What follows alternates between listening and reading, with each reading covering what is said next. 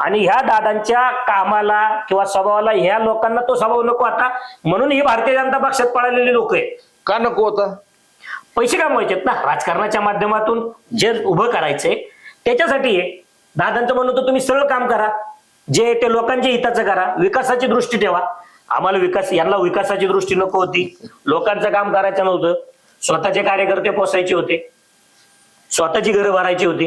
आणि मग या सगळ्यातून कुठंतरी सामाजिक बांधिलकी, समाजाचा विकास हे सोडून आत्मकेंद्रीय राजकारण, अच्छा, माझं राजकारण, माझा विकास, माझे पद, माझी प्रतिष्ठा, याच्यामध्ये जेव्हा एखादा राजकीय कार्यकर्ता अडकतो तेव्हा ही परिस्थिती होती. ती परिस्थिती झालेली आहे, त्याच्यामुळे या शहराची वाताहत झाली.